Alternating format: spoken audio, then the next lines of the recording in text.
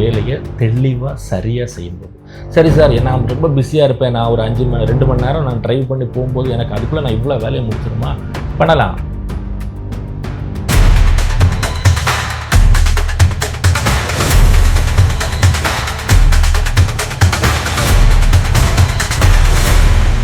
Welcome to our sweet Kanna channel.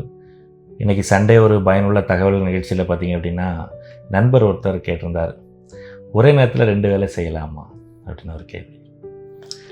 So அந்த கேள்விக்கான பதில் தான் இந்த வீடியோ. ஸோ ஒரே நேரத்தில் 2 வேலை செய்யலாமா, அப்படி செய்கிறனால என்ன விளைவுகள் இருக்கும் அப்படிங்கிறத பற்றி நம்ம இன்னைக்கு பார்க்க போகிறோம். ஃபார் எக்ஸாம்பிள் எடுத்துக்கிட்டோன்னா, ஒரே நேரத்தில் 2 வேலைன்னு சொல்லும்போது இப்போ டிவி பார்த்துட்டே சாப்பிடுவாங்க. இது சரியா அப்படின்னு கேட்டால் 100% தவறு. எப்படி சார் தவறு அப்படின்னு கேட்டிங்கன்னா, இப்போ நீங்கள் சாப்பிட்றதுக்கு போய் உட்காடுறீங்க, சரிதானே? டைனிங் டேபிளில் போய் உட்காடுறீங்க, சாப்பிட போகிறோம் அப்படிங்கிற தாட் ப்ராசஸ் உங்களுக்கு இங்கே வந்துடுச்சு. இப்போ அந்த சாப்பிட போகிறோங்கிற தாட் ப்ராசஸ் வந்த உடனே உங்களுக்கு உமிழ் நீர் சுரக்க ஆரம்பிக்கும், சரிதானே? உங்கள் உமிழ் நீர் சுரக்க ஆரம்பிக்கும். அவ்வளோ நேரம் சுரக்காத அந்த உமிழ் நீர் அப்போ ஏன் சுரக்குது?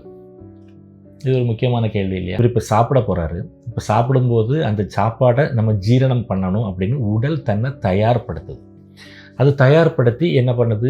உமிழ் நீரை சுரக்க வைக்குது. அந்த உமிழ் நீர் உங்கள் சாப்பாடோடு சேர்ந்து உள்ளே போய் ஜீரணத்துக்கான வேலையை பார்க்குது. இப்போ நீங்கள் டிவி பார்த்துட்ருக்கீங்க, சாப்பிட்றீங்க, டிவி பார்க்குறீங்க. இப்போ டிவியில் ஒரு படம் ஏதோ ஒன்று ஓடுது, அது சென்டிமெண்ட்டாக இருக்கலாம், இல்லை ஒரு வயலன்ஸாக இருக்கலாம், ஏதோ ஒன்று.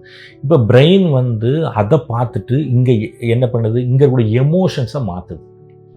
இப்போ இந்த பக்கம் ஒரு எமோஷன் சாப்பிட போகிறான், உமிழ்நீரை சுரந்து அதுக்கான வேலைகளை செய்யணுங்கும் போது இங்கே எமோஷன்ஸ் மாறும். இப்போ இந்த 2 எமோஷனில் இப்போ அந்த பிரெயினுக்கு இவன் என்ன பண்ணுறான், என்ன பண்ண போகிறாங்கிறத எமோஷன்ஸை மாற்றி மாற்றி வரும்போது 2 வேலைகளுமே சரியாக நடக்காது. சாப்பிட்ற வேலையும் சரியாக நடக்காது, அதால் கரெக்டான முறையில் அதை ஜீரணப்படுத்த முடியாது. அப்போது இதில் ஒரு பிரச்சனை வருது. நீங்கள் சாப்பிட்றதுல பிரச்சனை வருது. நீங்கள் சாப்பிட்டுட்டீங்க, உங்களுக்கு வயிறு நிறைஞ்சிச்சு போயிட்டீங்க, அங்கே ஜீரணத்தில் பிரச்சனை வருது. இப்போ வயரில் ஏதோ ஒரு பிரச்சனை இடத்துல வருது. பிரெயினை இங்கே படத்தை பார்க்குறீங்க, இங்கே என்னெல்லாமோ நடக்குது, இது ஒரு பிரச்சனை வருது. இப்போ ஒரே நேரத்தில் 2 வேலை செய்யறதுனால இந்த மாதிரி உள்ளுக்குள்ளே நிறைய பிரச்சனைகள் வர்றதுக்கு நிறைய வாய்ப்புகள் உங்களுக்கு இருக்குது. நீங்கள் ஒரு வேலை மட்டும் செய்கிறீங்க அப்படின்னா உங்களுக்கு ஃபோக்கஸ் இருக்கும். ரொம்ப முக்கியமான விஷயம். ஒரு நிகழ்வு வெற்றி அடையணும் அப்படின்னா உங்களோட ஃபோக்கஸ் ரொம்ப ரொம்ப ரொம்ப முக்கியம். உங்கள் ஃபோக்கஸ் இல்லாமல் வெற்றி அடையாது. ஒருத்தவங்க சொல்லுவாங்க, இந்த வேலையை நான் செய்திருவேன், இதில் ஏதாவது காசு கிடைக்கும், நான் இந்த வேலையை செய்வேன், இதில் ஏதாவது கிடைக்கும். ஒன்றுலேயுமே கிடைக்காது. கடைசியில் ஒரு ஃபோக்கஸ் இல்லைன்னா எதுலேயுமே கிடைக்காது. ஏதாவது ஒரு வேலை கரெக்டாக செய்து பாருங்கள். அந்த ஒரு வேலையில் நீங்கள் ஒரு நிபுணர் ஆயிடுவீங்க, நீங்கள் ஒரு பெரிய எக்ஸ்பர்ட் ஆயிடுவீங்க, ஒரு பெரிய டேலண்டட். இந்த விஷயமா அவன்கிட்ட போய் பாருப்பா அப்படின்னு சொல்லிடுவாங்க. இது நீங்கள் எல்லா வேலையும் செய்வீங்கன்னா ஏதாவது ஒன்று அவன் எதனாலும் செய்வானே அப்படின்னு வந்துடும், உங்களால் ஒன்றுமே செய்ய முடியாது.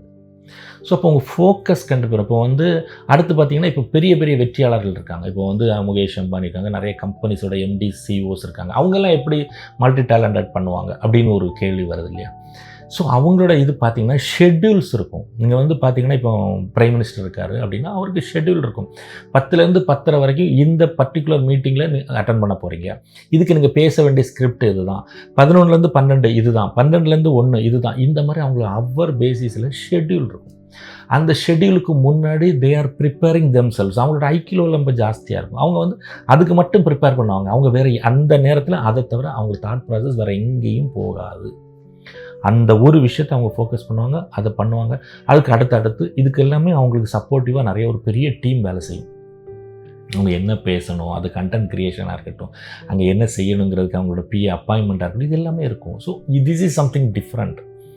நம்மளை பொறுத்த வரைக்கும் இப்போ டிரைவிங் பண்ணுறோம். டிரைவிங் பண்ணும்போது நீங்கள் டிரைவிங்கை மட்டும் ஃபோக்கஸ் பண்ணிட்டு போயிட்டே இருந்தீங்கன்னா உங்கள் ட்ராவல் நல்லாயிருக்கும்.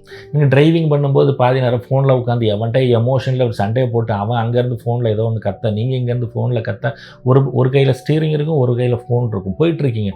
திடீர்னு பார்த்தா ஒருத்தன் குறுக்க வந்துட்டான். இம்மீடியட்டாக உங்கள் பிரெயின் பிரேக் அப்ளை பண்ண சொல்லுமா, இல்லை எதில் ஒருத்தன் பேசிகிட்டு இருக்கான் பாருங்கள், அவனுக்கு பதில் சொல்லுமா?